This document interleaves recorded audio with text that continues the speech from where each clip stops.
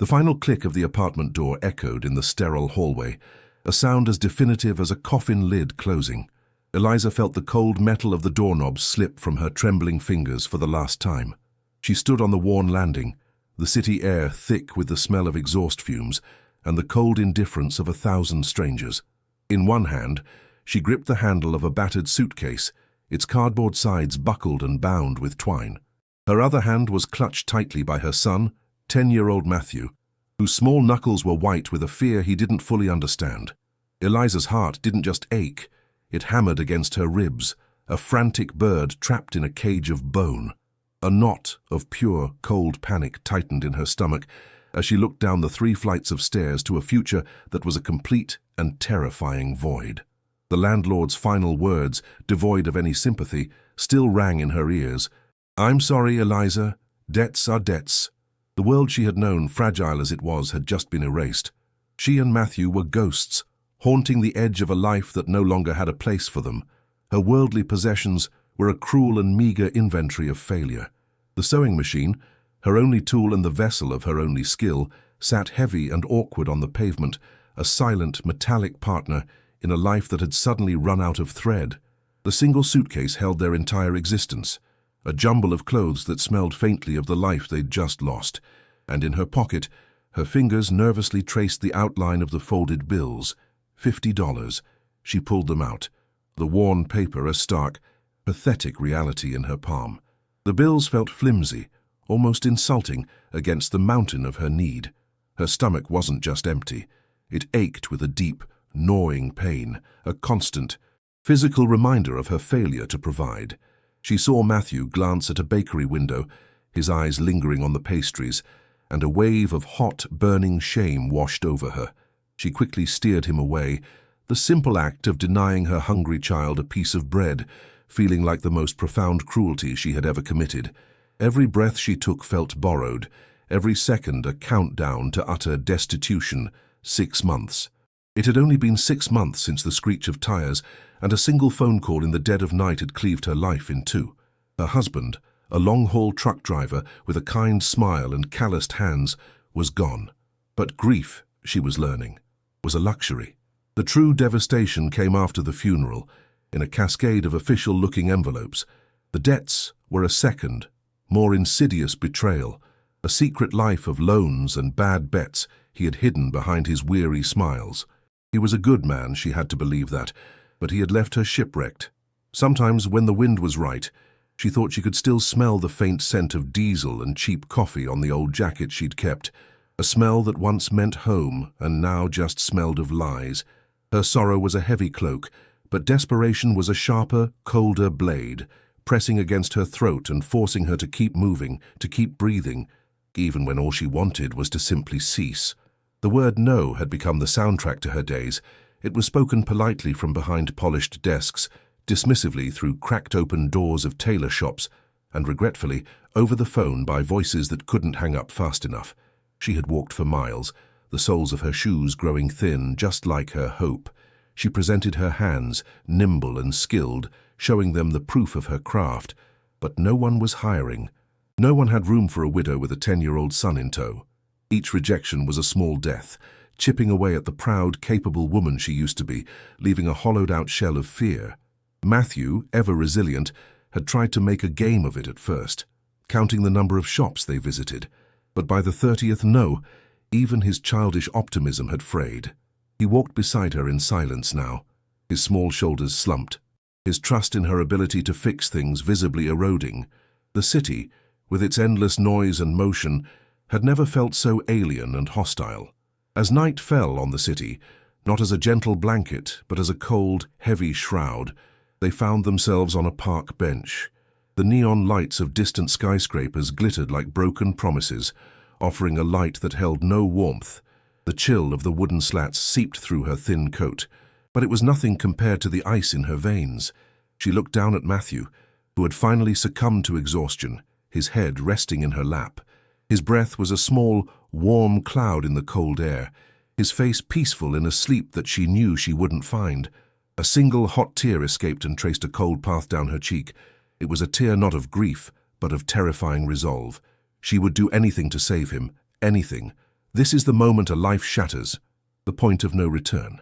What happens when rock bottom is still miles above the place you're about to fall? Subscribe and turn on notifications because Eliza's story of desperation has only just begun. A single phone call, thin and crackling with static, pierced the thick fog of her despair. It came from a public phone booth that smelled of stale rain and desperation. Her fingers, numb with cold, fumbled with the last of her coins. The voice on the other end belonged to a Mrs. Gable, a former client, a name from a past life of silk dresses and tidy paychecks. Eliza's own voice was a broken thing, a dry, hoarse whisper, as she forced herself to articulate the brutal reality of her situation. She felt a hot wave of shame, confessing her destitution to a near stranger, each word a surrender, a final admission that she was drowning. She held the cold, heavy plastic of the receiver to her ear, her breath held tight in her chest, bracing for the inevitable click of the line disconnecting, for the finality of being utterly and completely alone in a world that had no use for her. The silence on the line stretched, filled only by the sound of her own ragged breathing and the frantic pounding of her heart against her ribs. It was an eternity of judgment, but the click never came. Instead, Mrs. Gable's voice, filled with a pity that was both a balm and a sting, returned. She spoke of a place, a local legend, the old Blackwood Manor on the county line. She explained it was tied up in legal battles. Its owner, a respected and powerful attorney named Mr. Warren, needing someone just to occupy the property, to keep vandals and squatters away. The attic, she said, was empty. He would let Eliza and her son stay for free. For free. The words echoed in the empty spaces of Eliza's mind, refusing to take root. It felt impossible. A dream her exhausted brain was inventing. A powerful lawyer, a mansion, a safe place for her son. A surge of hope, so violent and unexpected, shot through her, making her dizzy. It was a physical sensation, a painful lurch in her chest, as a part of her she thought had died suddenly sputtered back to life. She felt a warmth spread through her limbs, a sudden, shocking belief that maybe, just maybe, they had been saved. There was no choice to make. The alternative was another night on a park bench, the cold seeping into Matthew's small body, a chill she felt in her own soul. "Yes," she breathed into the phone, the word catching in her throat on a sob of pure relief. "Oh, yes. Thank you. Thank you." She repeated the words until they lost all meaning, her gratitude a desperate, frantic torrent. After hanging up, the heavy receiver felt impossibly light in her hand. She stepped out of the foul-smelling booth into the crisp air, a genuine smile, the first in what felt like a lifetime, transforming her tired face. She knelt down and looked into Matthew's weary eyes. "I found us a place, my love," she whispered, her voice thick with emotion. "A big house. We're going to be safe." In that moment, watching a flicker of hope return to her son's face, she felt a strength she hadn't felt in months. She wasn't just a victim anymore. She was a survivor.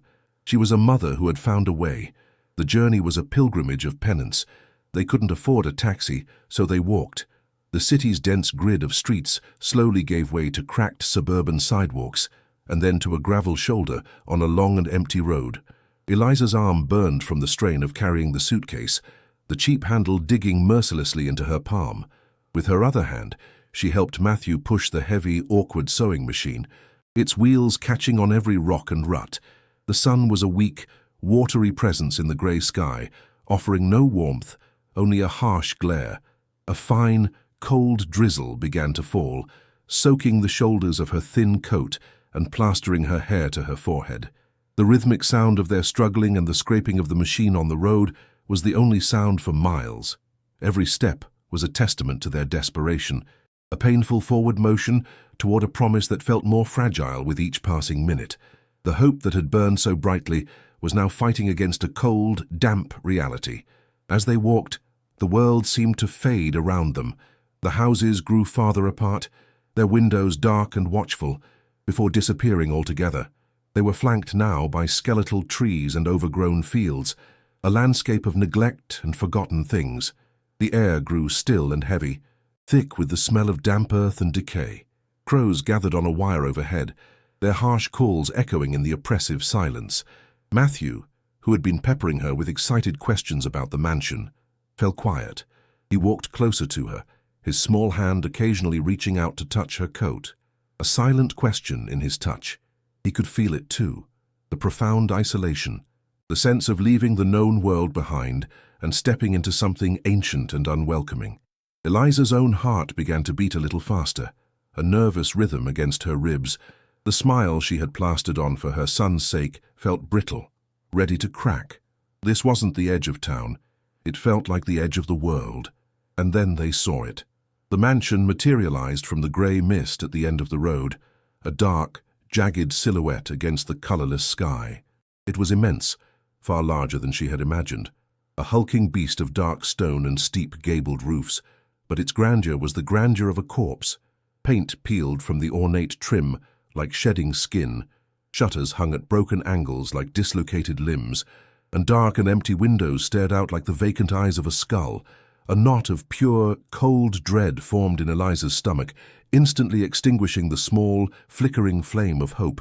This was not a sanctuary. This was a place where things came to die. She stopped at the sewing machine resting in a puddle. She looked from the monstrous house back down the long, empty road they had traveled. There was no going back. She felt trapped, a tiny, insignificant creature caught in the shadow of a sleeping giant. The hope hadn't just faded. It had been violently ripped away, leaving a void of pure fear. The front gate, a monstrous thing of rusted wrought iron, was chained shut. They had to follow a crumbling stone wall to a smaller side entrance. The hinges screamed in protest as Eliza pushed the gate open, the sound scraping against her raw nerves. The grounds were a chaotic wilderness. Weeds, thick as her wrist, had strangled what might have once been a rose garden. Thorns snagged at her coat as they navigated a barely there path toward the house. The air was thick with the cloying, sweet smell of rot, of a million wet leaves turning to black sludge. In the center of a choked courtyard sat a stone fountain, its surface covered in a slick, green film of algae, a small cherub's face staring skyward with a look of permanent horror. Eliza felt a wave of nausea. The place didn't just look abandoned, it felt diseased. It was a physical weight in the air, a presence of profound decay that seemed to seep into her lungs with every breath she took, making her feel unclean. The key Mrs. Gable had given her was for a heavy service door at the side of the house. The old brass of the doorknob was cold and slick with dampness. The lock resisted, grinding with the protest of decades of disuse, before finally turning with a loud, jarring crack that made them both jump. Eliza pushed the door open, and a wave of cold, stagnant air rushed out to meet them, carrying with it a scent that was almost overpowering, the smell of a tomb. It was a complex odor of ancient dust, deep-seated damp, and the unmistakable scent of mice. It was the smell of time itself, of a place sealed off and forgotten. Matthew coughed, burying his face in her coat. Eliza's eyes adjusted to the gloom, revealing a cramped, dark hallway. This was not the grand entrance of a mansion, but the hidden arteries of the house, the passages meant for servants, for the unseen. The feeling of being an intruder, an unwelcome ghost, was immediate and overwhelming. Their footsteps echoed unnervingly on the warped wooden floor as they moved deeper into the oppressive darkness. Following Mrs. Gable's instructions, they found a narrow, steep staircase tucked away behind a peeling door. This was the way to the attic. As they began to climb, thick, sticky cobwebs brushed against Eliza's face, and she had to suppress a shudder of revulsion. The air grew colder and damper with every step, and the smell of mildew intensified, catching in the back of her throat. She could hear the faint, frantic scratching of something small in the walls around them. Matthew, his small hand gripping the back of her coat so tightly his knuckles were white, was practically plastered to her. He was utterly silent, his fear a palpable presence behind her. She could feel his small body trembling, and a fresh wave of guilt and failure washed over her. She had promised him safety, and she had led him into this nightmare. The climb felt endless, a journey upward into a deeper level of hell. At the top of the cramped, winding stairs was a small landing, and a single, low door made of rough, unpainted planks. There was no lock, just a simple iron latch. Eliza's hand trembled as she reached for it. For a moment, she hesitated, her heart pounding. A primal instinct screamed at her to turn back, to run out of this house and never look back. But where would they go? Taking a deep, shaky breath that did nothing to calm her nerves, she lifted the latch. The door swung inward with a low, mournful groan. The smell that hit them was a physical blow. It was a thick, suffocating wave of rot, an overpowering stench of soaked plaster, decaying wood, and the pungent, acrid sharpness of generations of rats. It was the concentrated essence of the entire house's decay. Eliza gagged, her stomach heaving, and she instinctively pushed Matthew behind her, trying to shield him from the foul air, as if she could somehow protect him from the reality of where they now stood. The space that unfolded before them was a vision of utter dereliction. The attic was a vast, gloomy cavern stretching out under the high-pitched roof. The weak, grey light of the dying afternoon filtered through several large holes in the ceiling, illuminating columns of swirling dust. Through these gaps, she could see the angry sky. A steady, rhythmic dripping sound echoed in the vast space. Drip, drip, drip, as rainwater fell from the roof onto the floorboards below, forming dark, spreading puddles that glistened in the gloom. The few windows that weren't boarded up were shattered, the empty panes allowing a cold, mournful wind to whistle through the room. The sound was like a lonely sigh, the breath of the house itself, full of misery and neglect. Eliza's gaze swept across the scene, her mind struggling to process the scale of the ruin. This wasn't a room. This was the skeletal remains of a room, a place that had been left to be consumed by the elements. In the very center of the cavernous space, a single naked light bulb dangled from a long, frayed electrical wire. After a moment of searching in the gloom, Eliza found a rusty switch on a nearby beam. She flicked it, and with a hesitant, electric crackle, the bulb sputtered to life. It cast a weak, sickly yellow glow that did little to dispel the darkness. In fact, it made it worse. The light threw long, distorted shadows that writhed and danced with the movement of the wind, making it seem as if the corners of the attic were filled with lurking figures. The feeble light illuminated the glistening dampness that coated the walls, the ghostly outlines of abandoned furniture shrouded in white cloths, and the sheer, suffocating thickness of the dust in the air.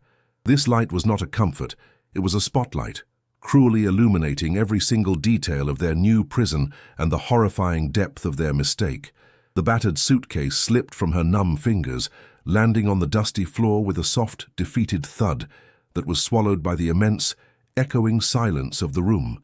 The sewing machine, her last symbol of hope and self-reliance, stood beside it looking pathetic and useless, a tool for a life of creation in a place defined by decay.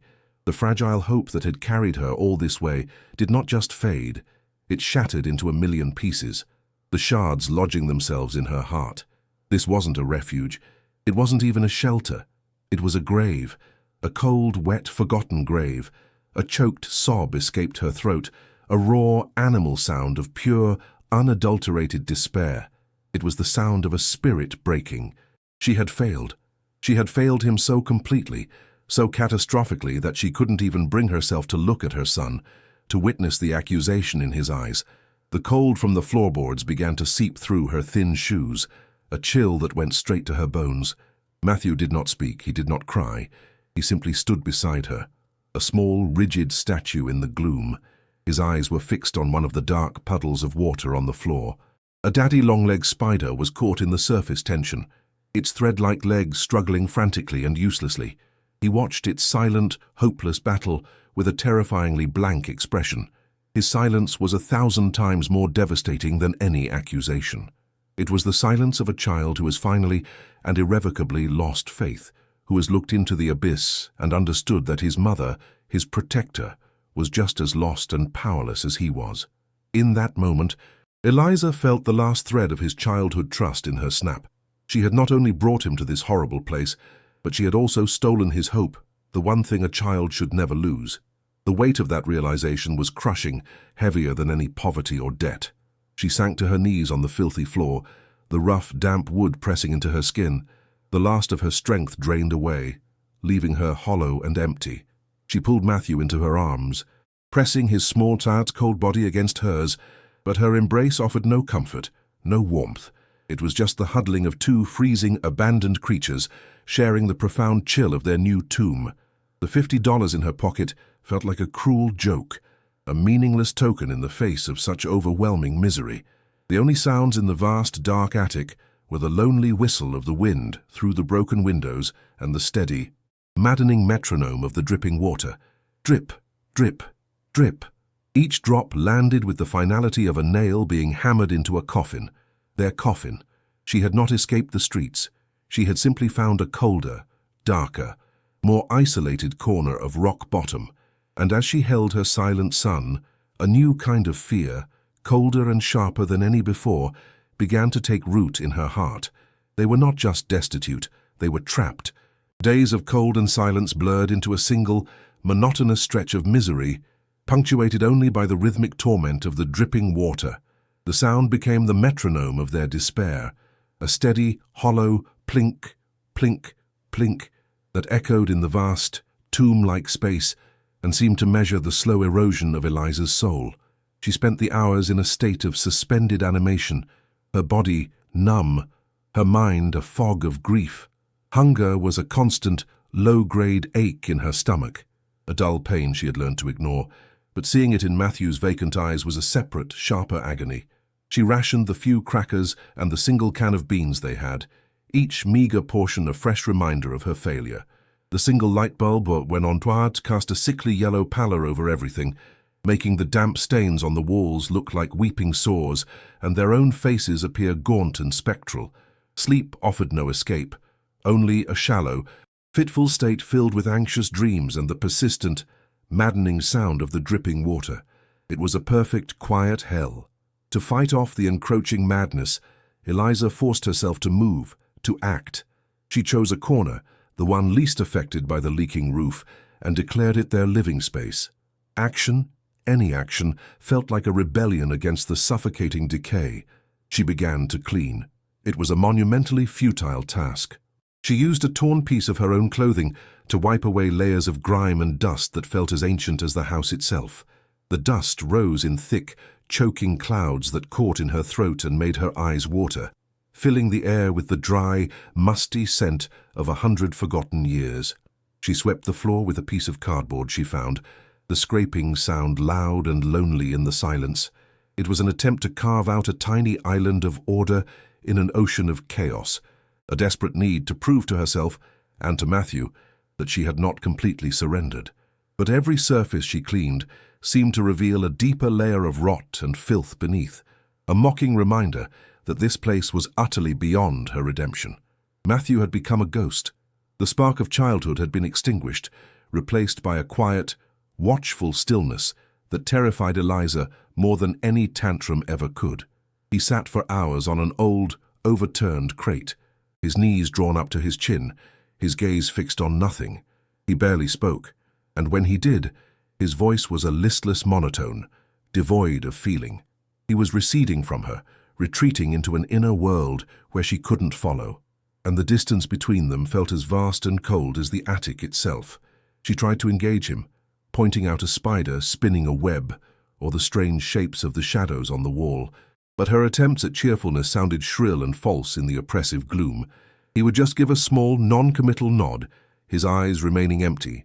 She felt his trust in her withering away, and the knowledge was a physical weight on her chest, a constant dull pressure that made it hard to breathe. She was losing him, not to hunger or cold, but to the soul-crushing despair of this place. It happened on the third day. The cleaning had become a ritual, a mindless motion to occupy her hands and silence the screaming in her head. She had tasked Matthew with sweeping the far corner, near a pile of discarded, rotted timbers. He moved with a lethargic slowness, his small shoulders slumped, the piece of cardboard scraping half-heartedly against the floorboards. Eliza watched him, her heart aching with a familiar pang of guilt, when he suddenly cried out. It wasn't a loud cry, more of a startled yelp. He had tripped, his foot catching on an uneven board, and went down with a clumsy thud. Eliza's heart leaped into her throat, the familiar terror of a mother instantly overriding her own apathy. She rushed to his side, her mind flashing with images of splintered wood and tetanus. "Matthew, are you hurt? Let me see," she said, her voice tight with panic as she knelt beside him, her hands hovering over his small, dust-covered form, checking for any sign of blood. He was unhurt, just shaken and covered in a fresh layer of grime. But he wasn't looking at her. His gaze was fixed on the floor where he had fallen. "Mom," he whispered, his voice holding a strange new note, a flicker of something other than emptiness. "Listen." He scrambled back onto his knees and knocked his small fist on the floorboard that had tripped him. The sound was a solid, dull thud, the sound of thick wood over a sturdy joist. Then he moved his hand a few inches to the left, to the board right next to it, and knocked again. Thump. The sound was completely different. It wasn't sharp or solid. It was a lower, resonant tone, a hollow echo that seemed to come from a space beneath. "See?" he said, looking up at her, his eyes wide with a dawning curiosity. For the first time in days, there was a light in them. Eliza, her own fear for his safety slowly receding, frowned. She had been so sure the noise was just her frayed nerves, a trick of the echoing room. "It's nothing, honey. It's just an old house," she said, the dismissal automatic. Her mind was too saturated with real, tangible problems, hunger, cold, the future, to make room for the fancies of a child. But he was insistent. "No, Mom, feel it." He knocked again. Thump, thump. The hollow sound vibrated faintly through the floor, a subtle pulse she could feel in her knees as she knelt. He was right. It was different. A tiny, improbable seed of curiosity planted itself in the barren ground of her mind. In a place where every board creaked and every shadow moved, this single, localized anomaly felt intentional. She placed her own hand on the board, pressing down. It felt solid, unmoving, yet when she knocked with her knuckles, the same deep, empty resonance answered her. Against all logic, against the crushing weight of her despair, a question formed in her mind, fragile but persistent. Why? Why did this one spot sound like a drum when the rest of the floor was solid as stone? Driven by that single, nagging question, Eliza began to examine the board more closely. She lowered her head, her cheek almost touching the filthy wood, the smell of dust and grime filling her nostrils. She ran her fingers along the edges. The other planks were warped and uneven, with wide, dirt-filled gaps between them. But this one was different. The seams around it were finer, straighter, almost too perfect, as if it had been cut and placed with a precision the rest of the rough-hewn floor lacked. It wasn't an old, settled board. It was a lid. Her heart began to beat a little faster, a nervous, fluttery rhythm in her chest. This was no accident of construction. Someone had made this. The realization sent a strange shiver down her spine, a feeling that was equal parts fear and a thrilling, unfamiliar excitement. She looked at Matthew, whose eyes were still fixed on the board, and saw her own budding fascination mirrored in his face. They were onto something. She needed a tool, something to pry with. Her gaze swept the gloomy attic, searching. Her eyes landed on a small, dark shape half buried in the dust near the wall. It was an old dinner knife. Its wooden handle cracked and its blade tarnished with rust and age. It was a piece of forgotten domesticity, left behind by some long-vanished occupant. She picked it up, the cool, rough metal feeling solid and purposeful in her hand. It wasn't much, but it was something. She knelt again beside the mysterious plank, the rusty knife clutched in her fist. A wave of hesitation washed over her. What was she doing? Prying up the floor of a house that wasn't hers, chasing a childish fancy based on a hollow sound. It was insane. She should be focused on finding a way out of this mess, not digging for imaginary secrets. But the hollow thump echoed in her memory, and the sight of the perfectly straight seams held a promise of purpose that she couldn't ignore. Taking a deep breath that tasted of dust and mold, she jammed the tip of the rusty knife into the fine seam at the edge of the board. The metal grated against the wood. She put her weight into it, trying to lever the board up. At first, nothing happened. The board was sealed tight by years of grime and humidity. Her muscles, weak from hunger and inactivity, screamed in protest. The handle of the knife dug painfully into her palm. Sweat beaded on her forehead, mingling with the dirt on her skin. Matthew watched, his breath held in a silent, tense vigil. "Push, Mom," he whispered, his voice a tiny thread of encouragement in the vast room. Gritting her teeth, Eliza gave a final, desperate heave. There was a sharp, cracking sound of splintering wood, followed by a low groan as the board finally gave way, lifting an inch on one side. A puff of dry, ancient air, completely different from the damp chill of the attic, washed over her face. The air that escaped from beneath the floorboard had a strange, sterile smell. It wasn't the smell of damp rot or rodent nests that permeated the rest of the attic. It was the scent of dry, sealed-off spaces, of old paper and undisturbed dust, the smell of a time capsule. Eliza's heart hammered against her ribs, a frantic drumbeat of anticipation and fear. She worked her fingers into the gap she had created, the rough, splintered wood digging into her skin, and pulled. The board, about 3 feet long, came away in her hands with a final, screeching protest. She tossed it aside and peered into the opening. It wasn't the dark earth or the crossbeams she had expected to see. Instead, set perfectly into the sub-floor was another piece of wood, a clean, dark, square-cut trapdoor, about 2 feet by 2 feet. In its center was a small recessed ring of black, wrought iron, a handle. The sight sent a jolt of pure adrenaline through her. This was real. She stared at the trapdoor, her mind reeling. The sheer intentionality of it was staggering. This wasn't a repair or an architectural quirk. This was a secret, a deliberately constructed, carefully hidden secret. Who would go to such lengths, and why? 1,000 questions flooded her mind, drowning out the gnawing hunger and the oppressive despair. For the first time since her husband's death, a feeling other than grief or fear took hold, a powerful, all-consuming curiosity. It was a terrifying feeling, because it brought with it a sliver of hope, and she had learned that hope was the most dangerous thing of all. But it was too late. The secret was there, lying at her feet, a dark, silent question waiting for an answer. She looked at Matthew, who was staring at the iron ring with an expression of pure awe, his earlier trauma completely forgotten, replaced by the thrill of an adventure he had initiated. In his eyes, she saw the permission she needed to continue. "Stand back, Matthew," she said, her voice a low, unsteady whisper. Her own warning did little to calm the frantic fluttering in her stomach. What could be down there? The rational part of her brain supplied a list of horrors. A nest of rats, a deep, dark hole, the skeletal remains of something better left undisturbed. This house felt ancient and malevolent, and she was about to willingly pry open its heart. The thought made a cold knot of fear tighten in her gut.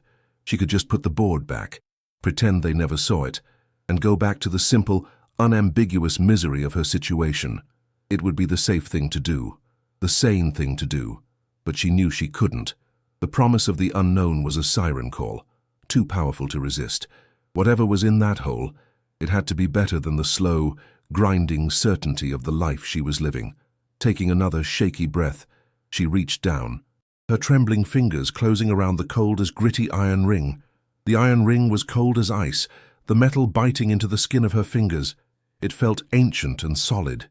She pulled, expecting resistance, but the trapdoor lifted with a surprising ease, swinging upward on silent, well-oiled hinges.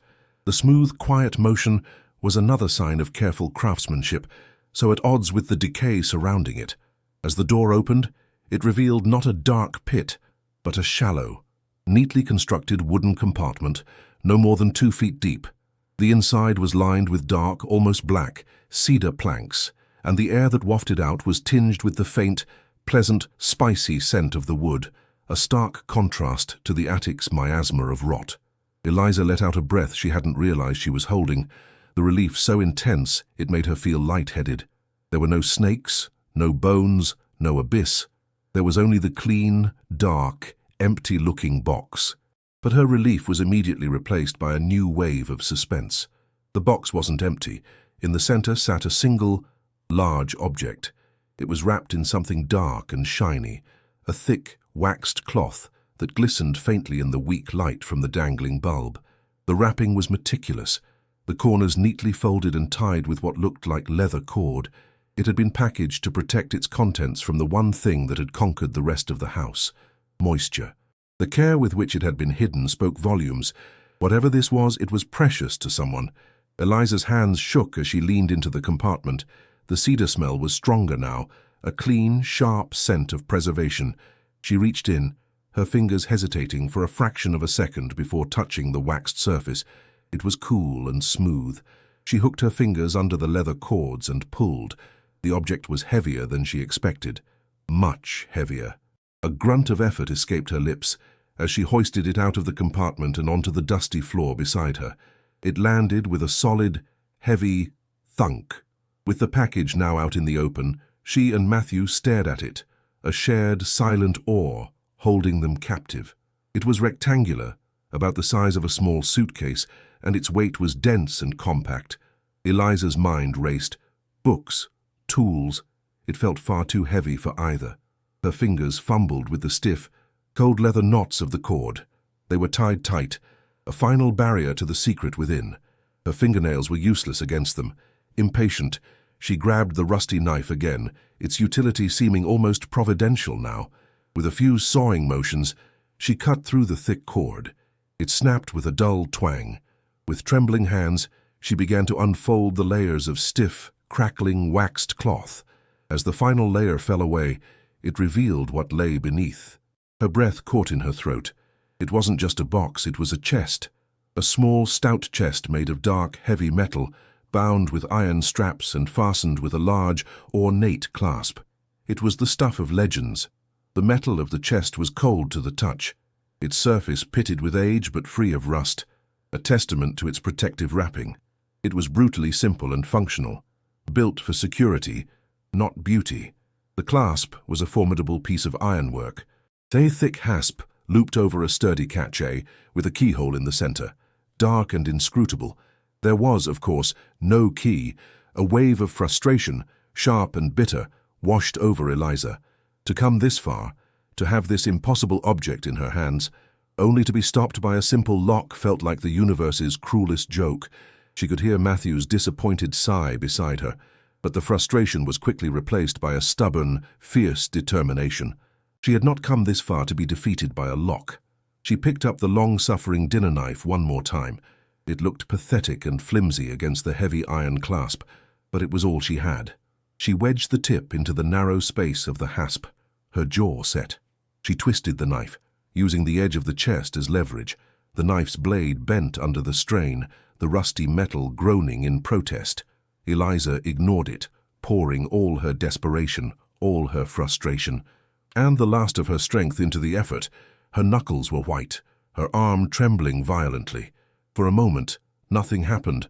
The lock held fast, a silent guardian of a long-dead secret.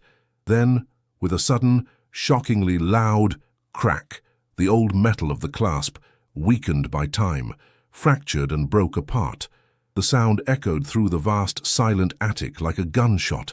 Eliza fell back, the broken knife clattering to the floor beside her. She stared at the broken hasp, her chest heaving, her heart pounding a wild, triumphant rhythm against her ribs. It was open. The way was clear. She looked at Matthew, a wide, incredulous grin spreading across her face, and he grinned back, his face alight with excitement. The final barrier was gone. A profound silence fell over them. The moment felt sacred, charged with a significance that transcended their squalid surroundings. The wind whistled through a broken pane, a low, mournful sound, as if the house itself was holding its breath. Eliza placed her hands on the lid of the chest. It was heavy. Taking a deep, steadying breath, she lifted it. The lid opened with a low, deep groan from its hinges, revealing the darkness within. For a second, that's all she saw. The light from the single bulb was too weak, the angle too poor. It seemed empty. A cold pit of disappointment opened in her stomach. Was it all for nothing? Had she broken into an empty box? She leaned closer, tilting the chest toward the light, a desperate plea for the secret to reveal itself. And then she saw it. A flicker, a tiny warm glint from the bottom of the chest, a flash of yellow so deep and rich it seemed to absorb the sickly light and reflect it back as something pure and beautiful. Her eyes widened, her brain refusing to process what she was seeing. She reached in, her hand trembling so badly she could barely control it. Her fingertips brushed against something smooth, heavy, and impossibly cold. She wrapped her fingers around it and lifted. It was a bar about the size of a small brick, and its weight was astonishing, a dense, solid heft that spoke of immense value. As she brought it out into the dim, yellow light, a gasp escaped her lips. It was gold. Not the shiny, brassy yellow of jewelry, but the deep, soft, unmistakable luster of pure, solid gold. It glowed in her hand with an inner light, A captured piece of sunlight in the gloomy tomb of the attic. She stared at it, her mind a complete blank. It was an artifact from another reality, an object so profoundly out of place in her world of hunger and desperation that it felt like a hallucination, a dream conjured by a starving mind. It was impossible, yet it was real. She lowered the bar back into the chest with a reverence she would normally reserve for a holy relic. The soft, heavy clink of gold against gold was the most unreal sound she had ever heard. Peering back inside, she saw that the chest was full. There were more bars, stacked in neat, tight rows, a bricklayer's precision applied to a king's ransom, and nestled between them, filling all the gaps, was a glittering hoard of old coins, their surfaces dull with age but still radiating the same warm, yellow promise. There were coins of all sizes, stamped with unfamiliar faces and strange crests. It wasn't a handful, it was a fortune, a life-altering, history-changing fortune. The $50 in her pocket, which had represented the entirety of her world just an hour ago, now seemed like a cosmic joke. A wave of dizziness washed over her, and she had to place a hand on the floor to steady herself. The sheer, staggering reality of it was too much to absorb. Matthew, who had been silent until now, let out a soft, breathy whoa. He reached a small, hesitant hand toward the chest, as if afraid it might vanish if he touched it. He gently picked up a single, large coin, holding it in his palm. He looked from the coin to his mother, his eyes shining with a light she hadn't seen since before his father died. It was a look of pure, unadulterated wonder, the look of a child who has just discovered that magic is real. In that moment, seeing the joy and disbelief on his face, the reality of the discovery finally began to sink in for Eliza. This wasn't just metal. This was a future. It was food, a warm bed, a safe home. It was an education for her son. It was the end of the constant, grinding fear that had been her only companion for months. Tears began to stream down her face, silent and hot. But for the first time in a very long time, they were not tears of sorrow or despair. They were tears of impossible, earth-shattering hope. As her vision cleared, she noticed something else in the chest, nestled carefully beneath a top layer of coins. It was a package wrapped in oilskin and tied with a faded ribbon. It was flatter than the gold bars, and much lighter. Her curiosity, now a ravenous fire, burned brighter than ever. The gold was the answer to her immediate problems, but this felt like the answer to the real question. Why? Carefully, she lifted the package out. It was soft and pliable under the protective wrapping. Her fingers, though still trembling, worked more nimbly now, untying the delicate, brittle ribbon which practically disintegrated at her touch. She unfolded the oilskin with a surgeon's care. Inside were two items. The first was a small, thick book, bound in dark, cracked leather, its cover completely bare. The other was a sheaf of documents, the paper yellowed to the color of old ivory and brittle at the edges, covered in faded, spidery handwriting and official-looking stamps. She picked up the leather-bound book first. It felt warm in her hands, a stark contrast to the cold, dead weight of the gold. It was a diary. The pages were filled from corner to corner with dense, elegant cursive. The ink faded from black to a rusty brown. A faint, dry smell rose from the pages, the scent of old paper, leather, and secrets. She opened it to a random page, her eyes scanning the script. The words were written with an urgent, passionate hand. She could only make out a few phrases. A monstrous injustice, betrayed by the very system we fought to uphold, for their safety. I must do this. The words sent a chill down her spine that had nothing to do with the cold of the attic. This wasn't just a diary, it was a testament. It was the voice of the person who had hidden this treasure, a voice that had been silent for decades, waiting in the darkness to be heard. The gold was a fortune, but this felt infinitely more valuable. It was a story. Next, she turned her attention to the sheaf of yellowed documents. They were different from the diary. They were official papers, legal forms, and what looked like carbon copies of typed letters. The letterhead on one read, Federal Bureau of Investigation. Another was a property deed, with the name Blackwood Manor clearly visible. There were lists of names, bank statements with staggering sums, and newspaper clippings so old they crumbled at her touch. The papers smelled of bureaucracy and age. She didn't understand what they all meant, but she could feel their importance. They were evidence, proof. The diary was the story of a person, but these documents were the story of a crime. They felt dangerous, heavy with a history she couldn't yet comprehend. The gold was a simple, uncomplicated miracle. This, she sensed, was something far more complex and far more perilous. The treasure had just revealed its true nature. It came with a terrible secret attached. Eliza sat back on her heels, the vast, gloomy attic seeming to press in on her. The weak light bulb flickered overhead, casting dancing shadows that now seemed less like ghosts and more like watchful guardians of the secret she had unearthed. In front of her lay a scene of impossible contradiction, a king's ransom in gold and a ghost's confession. She had descended into this attic, seeking mere survival, a roof over their heads. She had found a mystery that stretched back decades, a story of betrayal, injustice, and a fortune stained by a dark past. The gnawing ache of hunger in her stomach was gone, replaced by the thrum of adrenaline and 1,000 new, terrifying questions. Who was the man who wrote this diary? Where did the gold really come from? And who was the traitor he wrote about? She looked from the gleaming gold to the brittle, whispering papers. She had stumbled upon the end of a story, and in doing so had just stepped into the beginning of a new one, a far more dangerous one than she could ever have imagined. After Matthew had succumbed to an exhausted sleep, huddled under her own thin coat on a makeshift bed of rags, Eliza finally turned to the secrets she had unearthed. The attic was a tomb of silence, the only sounds her own shallow breathing and the distant mournful whistle of the wind. With trembling fingers, she picked up the leather-bound diary.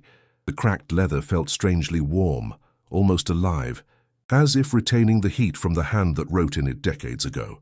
She opened it, and the dry, papery scent of the past filled her nostrils. The weak, yellow light from the naked bulb fell upon the first page, illuminating the elegant, faded cursive. The script was dense and urgent.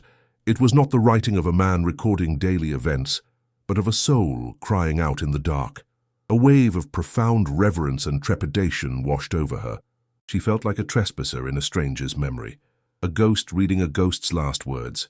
She wasn't just holding a book, she was holding a life, distilled into ink and paper. The writer's name was Arthur Pendleton, a journalist. The early entries spoke of a creeping darkness spreading across the nation, a fever of suspicion that turned neighbors into spies and friends into accusers. He wrote of the committee, of loyalty oaths, and of blacklists filled with the names of artists, intellectuals, and teachers. A cold dread began to seep into Eliza's bones as she read. She was reading a first-hand account of the Red Scare, a chapter of history she knew only from books, but Arthur's words made it visceral and terrifyingly real. "They are hunting ghosts," he wrote on one page, the ink pressed hard into the paper. "And in their hunt, they are creating real monsters." Eliza felt a suffocating sense of injustice. The story was no longer about a hidden treasure. It was about a man of principle watching his world being torn apart by fear and paranoia, a man who refused to stay silent in the face of tyranny, even as the shadows closed in around him. The gold, she soon discovered, was not his. The diary's tone shifted from political outrage to personal anguish. Arthur wrote of his dearest friend, a brilliant composer named Samuel, whose career and life were systematically dismantled by a baseless accusation. The documents confirmed the story.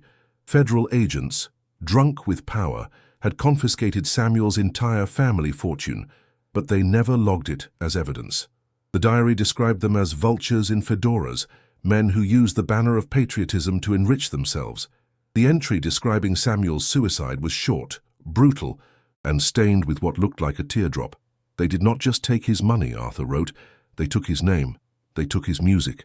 They took his light." Eliza felt a lump form in her throat.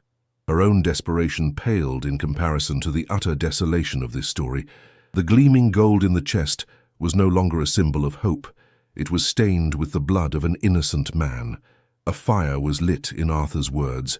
Grief turned to a cold, calculated rage. He had a source, a disillusioned clerk who had witnessed the agents dividing Samuel's gold. Arthur meticulously planned to steal it back. "This is not theft," he wrote, his handwriting a sharp, angry scrawl. It is a reclamation. It is an act of justice in a world where the law has become the very tool of criminals. This fortune was stolen from a good man. It will not line the pockets of thugs. It will be used to save the others. It will buy passage to Europe for the families they are trying to destroy. It will be their freedom. Eliza's heart pounded in her chest, a mixture of terror and awe.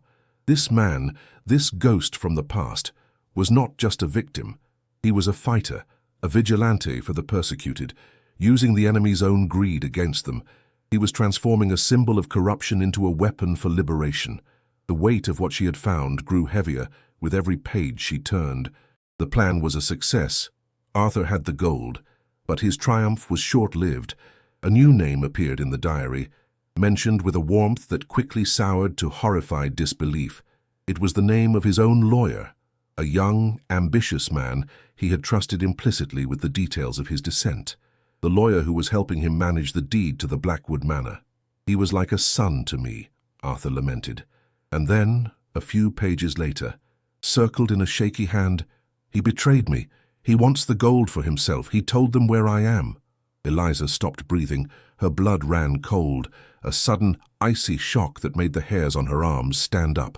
The diary entry was dated October 1953, and the name of the traitor, the ambitious young lawyer who had coveted the fortune and sold out his mentor, was written with stark clarity. Mr. Warren, the same Mr. Warren who had so kindly offered her this attic, the man who owned this house, the man who had been searching for this chest for 60 years. The last entry was hurried, almost illegible. They are coming. I hear their cars on the road. Warren is with them, pointing the way. I have hidden the chest and this record.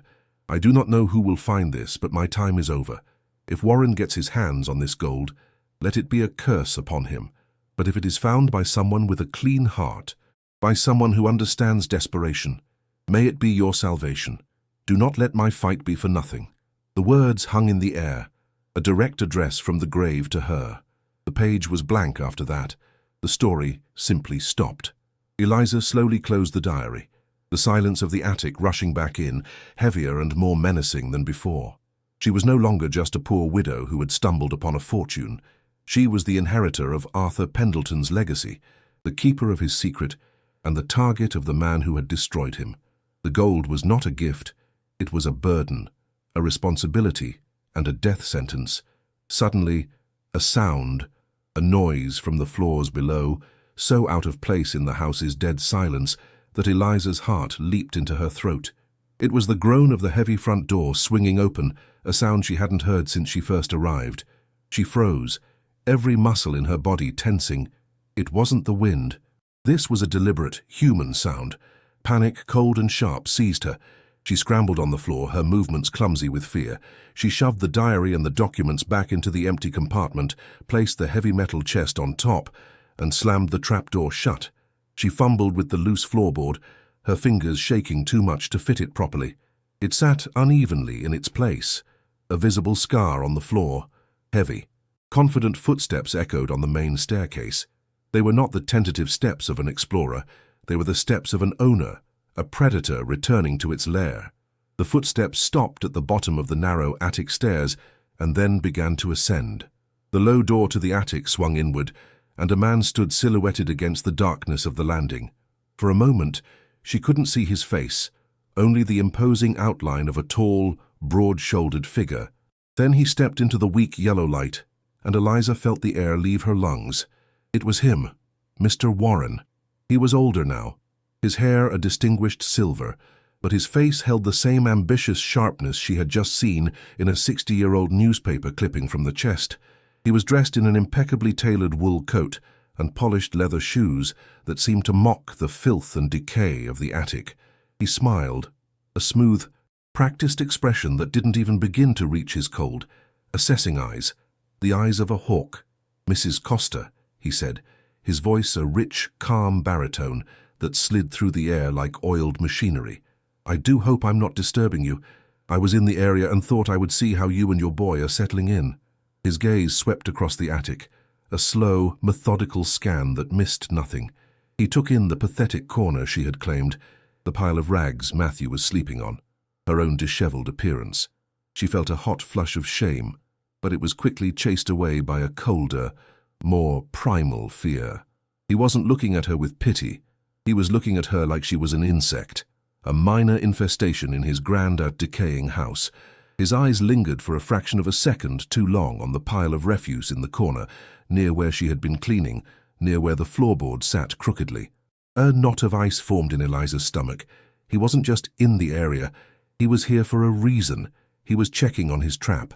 He had put her here, a desperate, hungry mouse, hoping she would be the one to finally sniff out the cheese he had been unable to find for 6 decades.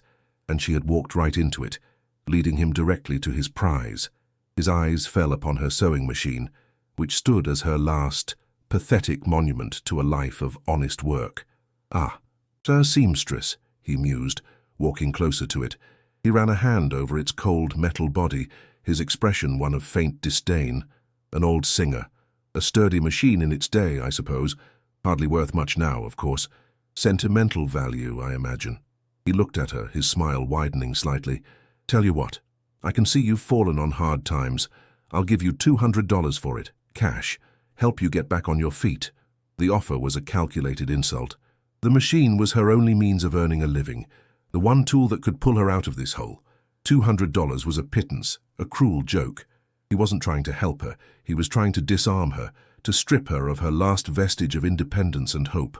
It was a power play, a way of reminding her just how insignificant and helpless she truly was. "No, thank you, Mr. Warren," Eliza said, her voice barely a whisper. She was surprised she could speak at all. "It was my mother's. I couldn't part with it." A flicker of something. Annoyance. Impatience crossed his face before the placid mask of the kind benefactor slid back into place. "As you wish," he said, his tone casual, but his eyes were cold. He turned his attention to the house itself, gesturing vaguely at the leaking roof. "This old place has quite a history, you know, full of stories." He paused, his gaze boring into her. "Mr. Arthur, the man who lived here before my family acquired it. He was a man with many secrets, a bit of a troublemaker, caused a lot of problems for a lot of important people. They say he hid things here before he disappeared." The way he said the word disappeared sent a chill down Eliza's spine. It was not a statement of fact, it was a threat. He was telling her he knew the story. He took a slow step toward the corner where she had been working, his polished shoes crunching softly on the grime-covered floor. His eyes were fixed on the floorboards. He was a predator closing in, sensing his prey was near. People have searched this house for years. Treasure hunters, relatives, fools. They never found anything. "But you know," he continued, his voice dropping to a conspiratorial hush, "I always had a feeling that the secret wasn't in the walls or under the cellar. I had a feeling it was somewhere forgotten, somewhere no one would ever think to look twice." He stopped, standing just a few feet from the misplaced floorboard. The air grew thick and heavy, charged with unspoken menace. Eliza's heart was beating so hard she was sure he could hear it. She clutched her hands together to stop them from shaking, her mind screaming, "He knows, he knows." He smiled then, a final, chilling smile that was all teeth. "Well, I've taken up enough of your time." He turned to leave, his movements suddenly brisk and purposeful. He paused at the door, his hand on the rough wooden frame, and looked back at her. The mask was gone. His eyes were flat and hard as stone. "You should be careful in a place like this, Mrs. Costa," he said, his voice losing all its feigned warmth. "It's very old. The wiring is completely shot. It would be a terrible shame if there was some sort of accident. You know how it is with old dry wood like this." He glanced up at the ancient, tinder-dry rafters of the roof. "Accidents with fire can happen so easily. It would all go up in a flash.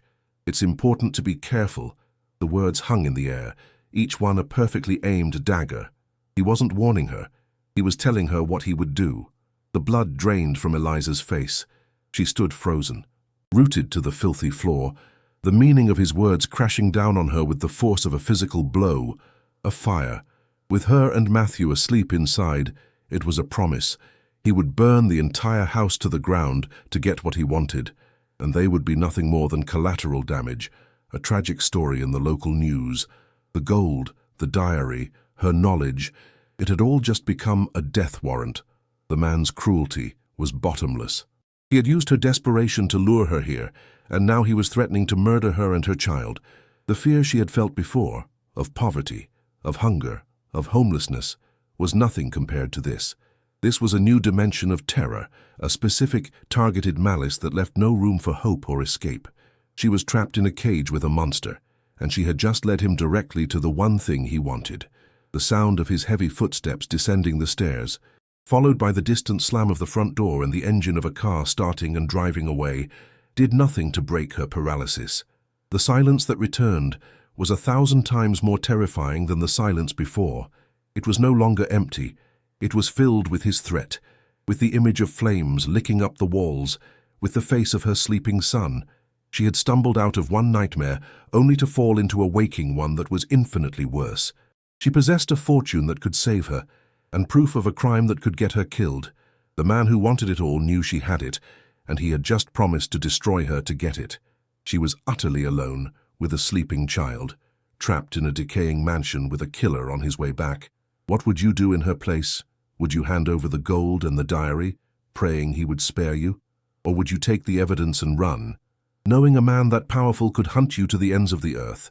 The silence Mr. Warren left behind was a living entity, a suffocating presence that filled every corner of the vast, dark attic.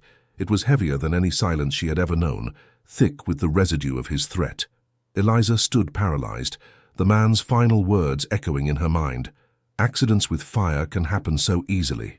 She could almost smell it, the acrid scent of smoke, feel the blistering heat on her skin. Every creak of the old house was now the precursor to a roaring inferno.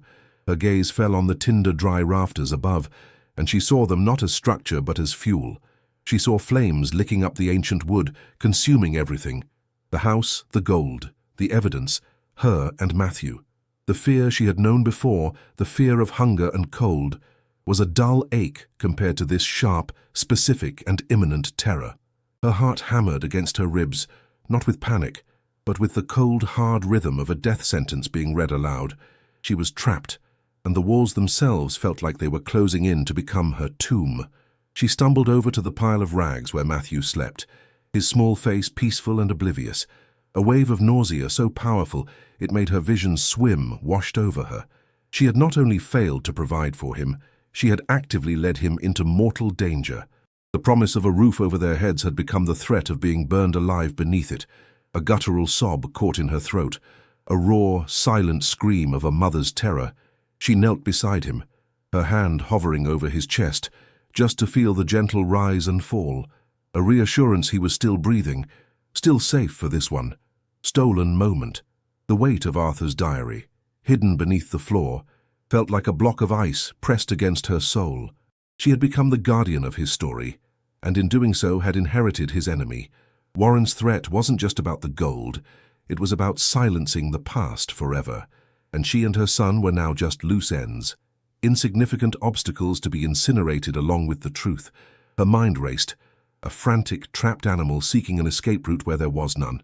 Run. Where? She had $50 and a 10-year-old child. Warren was a powerful man, his influence a web that surely covered the entire county, if not the state. He would find them. Stay and hide. A laugh, sharp and hysterical, almost escaped her lips. Hide from a man who was willing to burn the entire house down. Every shadow seemed to lengthen. Every gust of wind against the broken windows sounded like the first whisper of an approaching flame. She felt an overwhelming urge to grab the chest, to throw it at his feet and beg for their lives. But she saw the coldness in his eyes, the absolute lack of mercy. He wouldn't spare them. They knew too much. They had seen the diary. They were living proof. No, there was no bargaining with a monster like that. Her stomach twisted into a tight, painful knot. They were going to die here. The thought was a cold, flat certainty. Then a new sound cut through the suffocating silence, a soft, rhythmic tapping. Tap, tap, tap, tap. It was faint, almost imperceptible under the moan of the wind. It wasn't the house settling. It wasn't a rat in the walls. It was precise, intentional. Her blood ran cold. He's back. He didn't even wait. He's come back to finish it now. She froze, straining her ears, her breath held tight in her chest. The sound came again, from below. Tap, tap, tap, tap. It was coming from one of the windows on the main floor. The tapping was gentle, almost delicate. Not the aggressive pounding of an intruder, but something else entirely. It was patient, questioning. Every instinct screamed at her to stay hidden, to make no sound, to become one with the shadows. But another, deeper instinct, the desperate grasping of a drowning woman for any piece of floating debris, urged her to move. It was the only thing in this house that hadn't sounded like a threat. Heart pounding a frantic rhythm against her ribs, Eliza slipped out of the attic, her stockinged feet making no sound on the narrow, winding stairs. The darkness of the main house was absolute, a thick, black velvet that swallowed the weak light from above. She navigated by touch, her hands trailing along the cold, damp plaster of the hallway walls. The smell of decay was stronger here, a constant reminder of the tomb she was in. The tapping continued its patient, ghostly summons, guiding her toward the front of the house. To a large parlor she had only glimpsed once. The windows in this room were tall, covered in decades of grime, but not boarded over. She crept toward the sound, every nerve in her body screaming. She felt utterly exposed, a tiny mouse creeping toward a baited trap. Was this Warren's final, cruel game, luring her out with a sound of hope before the end? She reached the window, her body trembling uncontrollably. Taking a shallow, shaky breath, she wiped a small circle of grime from the cold glass with the sleeve of her coat. She peered through the small portal into the deep twilight outside. For a moment, she saw nothing but the skeletal, writhing branches of the overgrown trees. Then, a shape detached itself from the gloom. It was an old man, impossibly ancient, his back bent into a permanent question mark. He was standing on the overgrown path, his face a web of deep-cut wrinkles in the fading light. He wore a simple, worn tweed cap and a thick woolen coat against the chill. He raised a gnarled, bony hand and tapped on the glass again, his eyes, clear and surprisingly sharp, looking directly at her. He wasn't threatening, he was beckoning. His expression was one of urgent concern. This was not a minion of Mr. Warren. This was something else entirely. This was the source of the mysterious, gentle tapping. A new, fragile and terrifying hope began to dawn. Her mind was a whirlwind of confusion and suspicion, but the sheer desperation of her situation propelled her forward. There was no other choice. She crept to the heavy side door, the one she had first used to enter this nightmare. The bolt was rusted and stiff, and it shrieked in protest as she drew it back, the sound echoing through the silent house like a scream. She pulled the heavy door open just a crack, the cold night air rushing in, smelling of damp earth and wood smoke, a scent of life that was a shocking contrast to the stagnant air of the house. The old man was there, his face etched with worry. "Saw his car leave," the man rasped, his voice a dry, papery whisper. "Warren, he has no good reason to be here after all these years. Are you and the boy all right?" His directness, his immediate naming of the enemy, sent a jolt through her. He knew who Warren was. He was not a stranger. He was a witness. I don't know who you are," Eliza stammered, her hand clutching the edge of the heavy door, ready to slam it shut. The old man offered a small, sad smile, his eyes full of a deep, ancient sorrow. "My name is Jonas. I live next door. Lived here my whole life." He gestured with his chin toward a small, tidy cottage barely visible through the overgrown trees, a warm light glowing invitingly in its window. "I was Arthur's friend." The name landed with the force of a physical blow. "Arthur, the ghost from the diary. This man knew him. I saw the look on your face in the window, the same fear I saw in Arthur's eyes on the last night. We cannot speak here. This house has ears, and its master is a devil. Please, come to my home. It's safe." The plea in his voice was genuine, his sincerity a beacon in the terrifying darkness of her predicament. The warmth from his cottage window seemed to pull at her, a promise of sanctuary she so desperately needed. Without another thought, she acted. She ran back up to the attic, her mind clear for the first time in hours. She gently woke Matthew, whispering that they were going to a friend's house. He was groggy and confused, but her newfound tone of command left no room for questions. She pulled on their shoes, grabbed her coat, and half-carried, half-guided her sleepy son down the treacherous stairs and out the side door into the cold, clean night. Mr. Jonas led them quickly along a barely visible path, his movements surprisingly nimble for his age. They passed through a gap in the crumbling wall and entered another world. His garden was neat, his small cottage exuding a sense of peace and order. The moment they stepped inside his home, the warmth enveloped her like a blanket. It smelled of pipe tobacco, old books, and chicken soup. It was the smell of safety. It was the smell of a life lived, not just endured. He sat them at a small wooden table in his kitchen and ladled steaming soup into 2 bowls, his hands shaking slightly with age. Eliza watched him, her heart aching with a gratitude so intense it was painful. She and Matthew ate in silence, the hot, rich broth warming her from the inside out, chasing away the deep, soul-crushing chill of the mansion. It was the first real food she had tasted in days, and the simple act of being fed, of being cared for, broke something inside her. Tears streamed down her face, falling silently into her soup. Jonas sat across from them, patiently waiting, his clear eyes full of a sad understanding. He did not rush her. He let her grieve for the horrors of the past few days, offering her the quiet dignity of his presence. When she finally looked up, her tears subsiding, he began to speak, his voice a lower, confidential whisper that carried the weight of over 60 years. "Arthur Pendleton was the finest man I ever knew," he began, his gaze distant, lost in memory. "He wasn't a traitor. He was a patriot, the real kind, the kind that believes in his country even when it's gone mad. He loved this land. He loved justice." Jonas's gnarled fingers traced the rim of his teacup. "I was his gardener, but I was his friend. He trusted me. He told me about the people he was trying to help, the families being destroyed by the witch hunt. He told me he'd found a way to fund their escape, to give them a new life. He was so full of fire, so certain he was doing the right thing. He believed that good would triumph over evil. He was a better man than I." A deep sigh, full of ancient regret, escaped Jonas's lips. "I was just a gardener. I was a coward. I told him to be careful, but I never did anything to help him. I was too afraid." Jonas's eyes clouded over, the memory still raw after all these decades. Then came that night, October 1953, a night just as cold and dark as this one.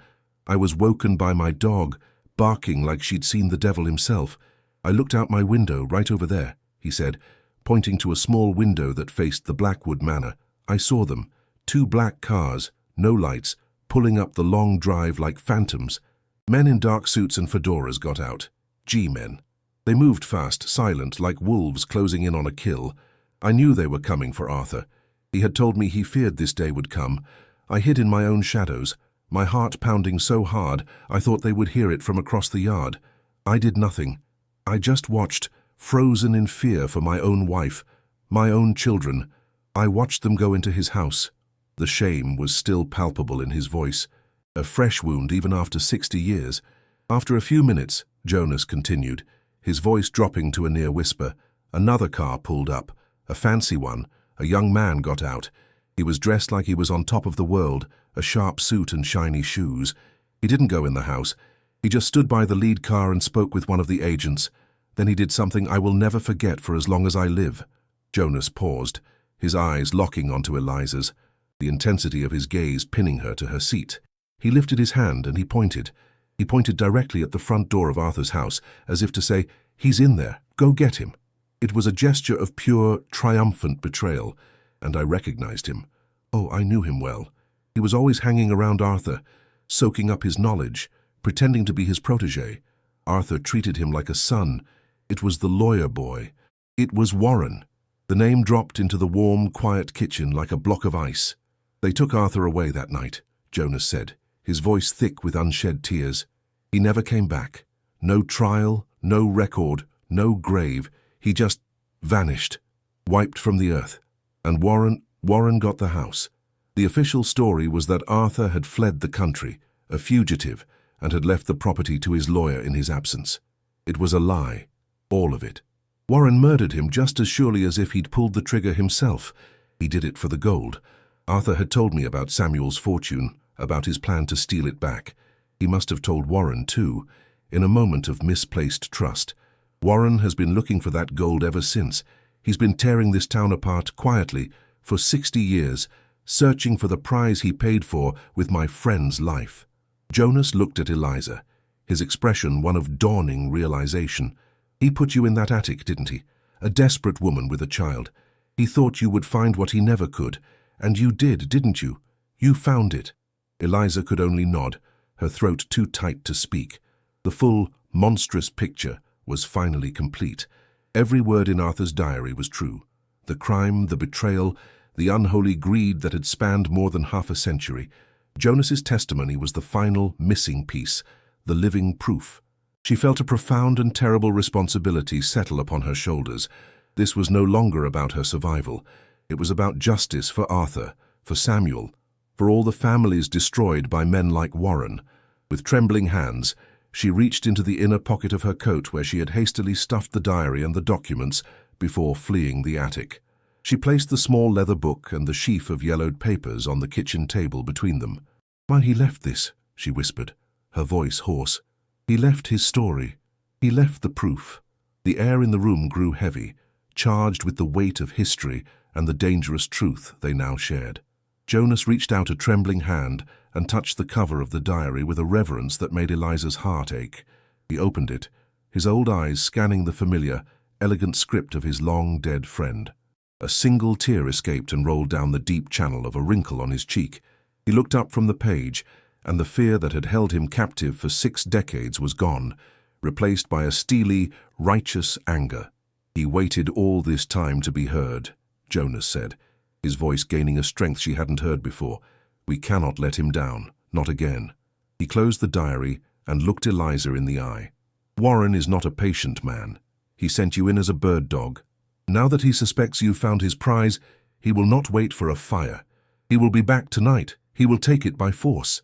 The certainty in his voice was terrifying. The brief respite she had felt was over. The danger was not past. It was imminent. But Arthur was cleverer than any of them, Jonas said, a grim smile touching his lips for the first time. He knew his time might be short. He knew this house better than anyone.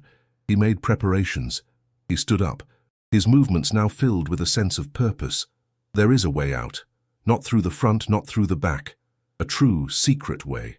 In the far corner of the back garden, behind a thicket of overgrown rhododendrons, part of the old stone wall is a gate.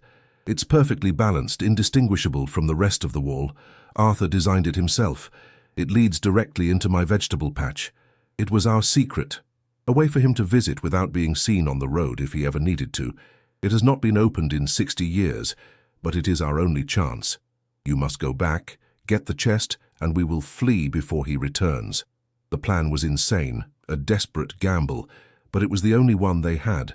A sudden, frantic barking erupted from the back of the cottage. Jonas's old dog, a scruffy terrier mix named Buster, who had been sleeping by the stove, was on his feet, a low, guttural growl rumbling in his chest. His hackles were raised, and he was staring intently at the wall that bordered the Blackwood Manor property. "Buster never barks," Jonas whispered, his face instantly draining of color. The brief flicker of hope was extinguished, replaced by a fresh wave of ice-cold dread. It was too late. He was already here. Eliza rushed to the small kitchen window, her heart hammering in her throat. She peered through the glass. Her view partially obscured by the trees, she saw the flash of headlights as a vehicle turned off the main road and came to a stop in front of the mansion's chained gates. It was not Warren's elegant sedan. It was a large, dark, windowless van. It killed its lights, plunging the scene back into darkness. The side door of the van slid open with a rough, metallic scrape that carried on the still night air. 2 figures emerged. They were large, broad-shouldered men, moving with a heavy, brutish confidence. They were not wearing suits or fedoras. They were dressed in dark work clothes, their faces obscured by shadows and pulled-down watch caps. These were not government agents. These were thugs, hired muscle. Warren had dispensed with all subtlety. The time for veiled threats and psychological games was over. He had sent his dogs to retrieve his property and eliminate the witnesses. A wave of pure, primal terror washed over Eliza, so intense it almost buckled her knees. This was it. The abstract threat of fire had become the immediate, physical reality of violent men coming to tear them apart. Matthew, startled by the dog's barking, began to cry, his sleepy fear adding another layer to the nightmare. A sickening crash of splintering wood echoed from the mansion. It was the sound of the massive front door being kicked in. The sound was a violation, a brutal announcement that the hunt had begun. The thugs weren't bothering with keys or stealth. They were using brute force to tear the house apart. "He knows," Eliza choked out, turning from the window, her face a mask of horror. "He knows it's inside." Jonas grabbed her arm, his grip surprisingly strong. "There is no time. He sent them for the gold, but he told them to get rid of you. You must get the chest and Matthew and run. Go now, through the passage." "I will call for help." But Eliza knew she couldn't leave him, and she couldn't carry the chest and Matthew alone. They were trapped. Their tiny haven of safety was about to become a front-row seat to a violent siege, and the walls no longer felt thick enough to protect them from the brutal reality just a few yards away. "No!" Eliza cried, her mind snapping into a state of horrifying clarity. "We go together. You know the way." "I can't do it alone." The sound of shattering glass came from the mansion as the thugs began their work. Frustrated shouts echoed through the night. "Check the upstairs! Tear it apart!" one of them yelled, his voice a gravelly roar. The thought of those brutes in the attic, desecrating the one tiny space that had been hers, touching her things, was a fresh violation. Adrenaline surged through her veins, a potent cocktail of fear and fury. She scooped up the sobbing Matthew into her arms. "Stay with me, my love. Hold on tight," she whispered, her voice fierce and determined. She looked at Jonas. "Get the passage open. I'm going back for it. I am not letting him win." She was no longer just a victim. She was a guardian of Arthur's legacy, and she would not let his last stand be for nothing. She was going back into the belly of the beast. Jonas hesitated for only a second, then nodded, his face set in grim determination. "Go, I will meet you at the gate." He slipped out his back door and disappeared into the darkness of his own yard. Eliza took a deep breath, shifted Matthew onto her hip, and ran. She plunged back into the overgrown wilderness between the two properties, thorns and branches tearing at her clothes. The side door of the mansion was still ajar. She slipped inside. The house was alive with terrifying sounds now. Heavy, stomping footsteps on the floor above, the crash of furniture being overturned, the angry, frustrated curses of the two men. They were in the attic, right above her head. She could hear them ripping apart the floorboards, searching for the hollow spot. "It's here somewhere. The old man said it would be in the attic," one of them shouted. Her blood ran cold. Warren had told them exactly where to look. The compartment, the secret trap door. She had left it empty. The chest was still in Jonas's kitchen. A new, more terrifying thought seized her. They would find the empty hole, and they would know she had the gold. They would come looking for her. They would come to the only other house nearby. They would come for Jonas. She had to get them out. "Mommy, I'm scared." Matthew sobbed into her shoulder, his small body trembling. "I know, my love, I know. We have to be very quiet now," she whispered, her own voice shaking. She crept through the dark hallways, her path illuminated by the flashing beams of the thugs, flashlights sweeping across the floor above. She had to create a diversion, something to pull them away from Jonas's cottage. Her eyes fell on the sewing machine, still sitting near the bottom of the main stairs where she and Matthew had left it.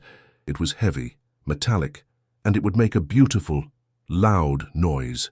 With strength born of pure desperation, Eliza shoved the heavy machine. It teetered on the edge of the top step for a moment, and then crashed down the main staircase, a deafening cacophony of bouncing, smashing metal and splintering wood that echoed through the entire mansion like a series of gunshots. "What the hell was that?" one of the thugs yelled from above. "Downstairs, did you hear that?" The heavy footsteps immediately changed direction, pounding toward the attic stairs. It had worked. She had their attention. Now was her only chance. While they were distracted by the noise at the front of the house, she ran toward the back, toward the garden, toward the secret gate Jonas was trying to open. She burst out of a rear service door into the chaotic, jar-overgrown garden, the cold night air hitting her face. The sounds of the thugs were right behind her now, their heavy boots pounding on the main floor. "There! In the garden?" a voice roared from a broken window. A powerful flashlight beam cut through the darkness, pinning her in its white-hot glare. She was completely exposed. She ran, Matthew clinging to her like a limpet, his cries lost in the sound of her own ragged, desperate gasps for air. She plunged into the thicket of rhododendrons, the wet leaves slapping against her face. "Jonas!" she screamed, her voice raw with panic. "Jonas!" "Where are you?" In the flashing glare of the flashlight from the house, she saw him. He was heaving against a section of the stone wall, his face contorted with effort. The gate, sealed shut by 60 years of neglect and ivy, was refusing to budge. The thugs were crashing through the back door of the house now, their dark forms silhouetted against the light spilling out from the hallway. They were only 50 feet away and closing fast. "It's stuck," Jonas cried, his voice frail and desperate. "The roots, the ivy." Eliza didn't hesitate. She put Matthew down behind the relative safety of a crumbling stone bench. "Stay here, do not move," she commanded. She threw her shoulder against the gate next to Jonas, adding her weight to his. The stone scraped, groaned, but did not move. The thugs were in the garden now, their flashlight beams sweeping back and forth, hunting for them in the darkness. "There they are," one of them yelled as the beam found their struggling forms. They started running toward them, their heavy boots trampling the dead leaves. With a final, shared, desperate scream of effort, Eliza and Jonas threw their entire weight against the gate one last time. There was a sound of tearing roots and a deep, grinding screech of stone on stone. The gate moved. It swung inward a foot, revealing a black sliver of the peaceful garden beyond. It was enough. "Go!" Jonas yelled, pushing Eliza through the narrow opening. She stumbled through, turned, and grabbed Matthew, pulling him after her. Jonas scrambled through just as the first of the thugs reached the gate. The man lunged, his hand grabbing for Jonas's coat. Eliza pulled Jonas with all her might, and the fabric ripped, but he came free. They were through. They were in the safety of Jonas's yard. But the chest, the diary, the entire reason for the fight, was still sitting on Jonas's kitchen table. The thugs were on the other side of the wall, their furious, snarling faces appearing in the gap, their hands reaching through. They couldn't get through the narrow opening, but they could see their prize, the warm lit cottage just across the lawn. One of them raised his arm, and something glinted in the moonlight. A gun. "The gold, or the old man gets it," he roared. But Jonas was ready. He had not survived this long by being a fool. As the thug raised his arm, Jonas, who had reached his back porch, raised a small, dark object of his own. It wasn't a gun. It was a flare pistol.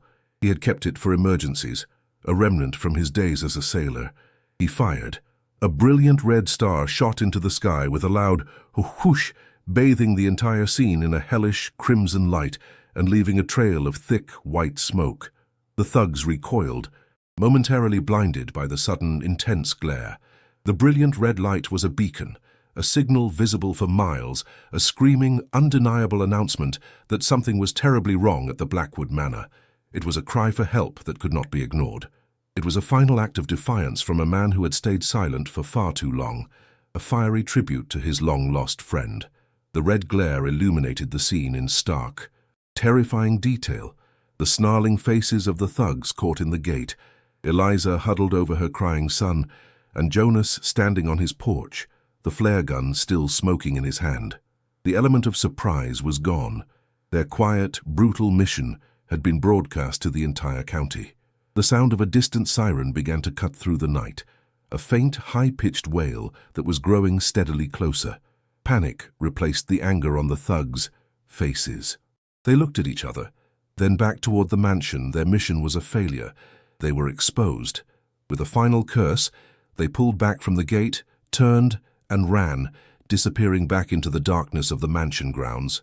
The sound of their van's engine roaring to life and peeling away down the long driveway followed moments later. They were gone. For a moment, there was silence, broken only by Matthew's frightened sobs and the approaching scream of the siren. Eliza collapsed onto the damp grass of the lawn, pulling Matthew into her arms and burying her face in his hair. Her body shuddered with convulsive, racking sobs of relief and terror. The cold metal of the ground seeped through her clothes, but she didn't feel it. All she could feel was the warm, solid reality of her son's small body pressed against hers, alive and safe. She looked up at the cottage, where Jonas now stood in the doorway. his ancient frame silhouetted against the warm light from within. He had saved them. This quiet, forgotten man, this keeper of history, had risked everything to correct a 60-year-old injustice. The red light of the flare slowly faded from the sky, leaving them in the encroaching blue and red strobes of the approaching police cars. The long night of the Blackwood Manor was finally over, but the fight for Arthur's justice, she knew, had only just begun. The approaching sirens grew from a faint wail into a piercing shriek that tore the night apart, a sound of salvation and terror all at once. Red and blue lights flashed in a frantic, silent ballet across the terrified faces of the trees and the weathered walls of the cottage. Eliza remained on the cold, damp grass, her body racked with tremors she couldn't control. Clutching Matthew so tightly he grunted in protest. She could smell the ozone from the spent flare, a sharp, chemical tang mingling with the scent of wet earth and her own fear. Jonas stood on his porch, a frail, ancient prophet, backlit by the warm glow of his home, his silhouette a beacon of defiance. The first local police car skidded to a stop on the gravel road, its doors flying open, officers emerging with drawn weapons, their shouts cutting through the air. "The police! Show me your hands!" Eliza felt a fresh spike of panic, her mind unable to process who was a threat and who was a friend. But Jonas was calm. He stepped forward into the flashing lights. "The ones you want are gone," he called out. "But the crime is right here." Inside the warmth of the cottage, the world outside was reduced to the silent, pulsing flashes of red and blue against the window panes. A thick wool blanket, smelling of cedar and pipe tobacco, was wrapped around Eliza's shoulders, but it did little to stop her trembling. Jonas ignored the local officer's questions, his focus absolute. He held the old rotary phone's heavy black receiver to his ear, his gnarled finger dialing a number from a faded address book. Eliza could hear the whir of the dial, a sound from another age, followed by the faint crackle and pop of a long-distance connection. She sat huddled at the kitchen table, the heavy metal chest at her feet, a coldly solid anchor in a world that had turned to liquid. Matthew, finally calm, was asleep in a large armchair, his face peaceful for the first time in what felt like a lifetime. "Daniel, it's your grandfather," Jonas said, his voice suddenly losing its frailness. "I need your help. I have a story you won't believe. It's about Arthur Pendleton." A long pause filled the room. The voice that came through the receiver was not what Eliza expected. It was young, but it was not the voice of a boy. It was calm, measured, and radiated an authority that instantly cut through the chaos in the small kitchen. Daniel, the human rights lawyer from the ACLU, began asking questions, not about the thugs or the chase, but about the evidence. The diary and documents from 1953. "Granddad, don't let anyone touch them. Do you understand? Not the local police, nobody." Eliza listened, her heart hanging on every word. The voice was a lifeline thrown into the storm. "I am contacting the FBI immediately. The Historical Justice Division. This is federal jurisdiction. You are witnesses in a 60-year-old federal crime. They will protect you." Protection. The word was alien to Eliza. For months, her only goal had been survival. To think that the full weight of the United States government might now be on her side was a concept so staggering her mind couldn't fully grasp it. The heavy chest at her feet no longer felt like a death sentence. Dawn broke weak and grey, but it brought with it a different kind of authority. Two dark sedans, clean and official, crunched up the gravel drive. But these were not the phantom cars from Jonas's memory. The men who emerged were not shadowy G-men. They were two agents from the FBI, a man and a woman, their faces professional, their demeanor serious. They greeted Jonas with respect and spoke to Eliza with a quiet, reassuring empathy that made her want to weep. In the tidy warmth of Jonas's living room, they laid out the evidence on the kitchen table.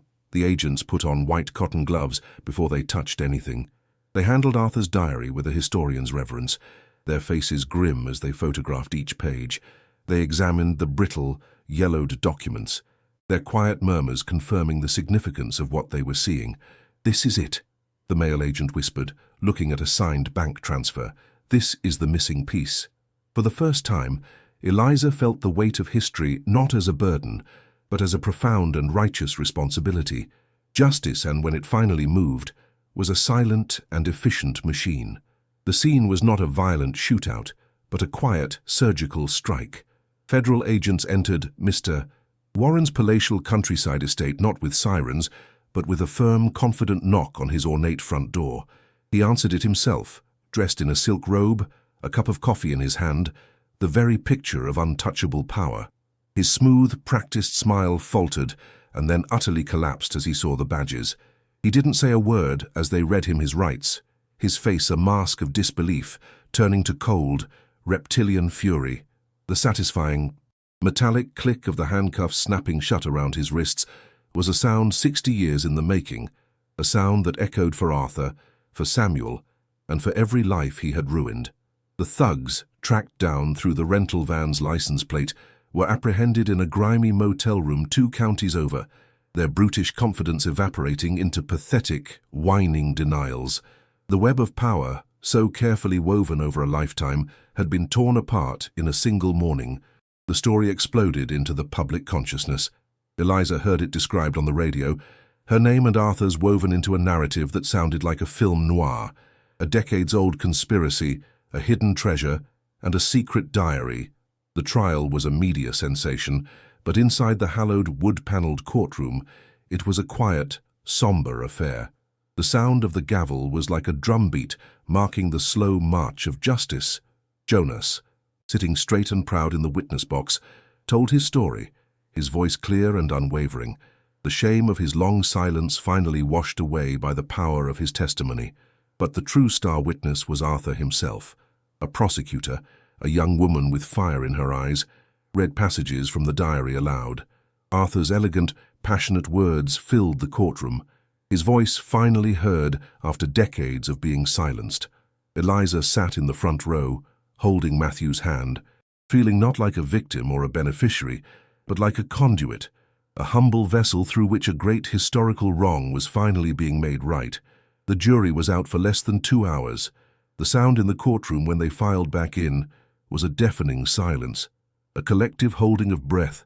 Eliza's heart hammered against her ribs, a frantic, wild thing.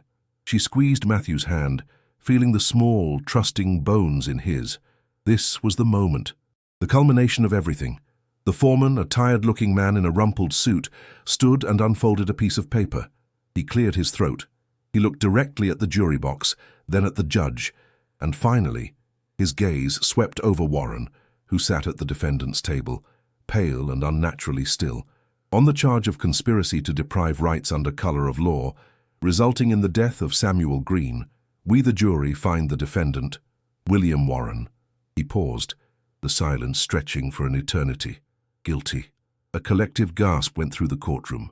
A sob broke from Eliza's lips, a sound of pure, unadulterated relief.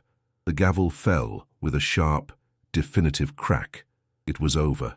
The ghost had been laid to rest. Justice had won. The final act of the legal drama unfolded in a quieter civil court. The gold, which had been held as evidence, was now the subject of intense debate. It was a fortune stained by its origins, reclaimed through an act of vigilante justice. With no legitimate heirs to Samuel Green's long-lost family and Warren's claim invalidated by his crimes, the judge was faced with a unique conundrum. He spoke at length about the nature of the case, of restorative justice, and of the unique role Eliza had played. Mrs. Costa was not a treasure hunter. The judge's voice boomed with authority.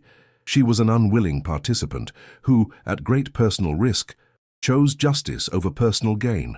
It is the finding of this court that the assets reclaimed by Arthur Pendleton on behalf of the persecuted should now serve their final purpose, to save a family from desperation.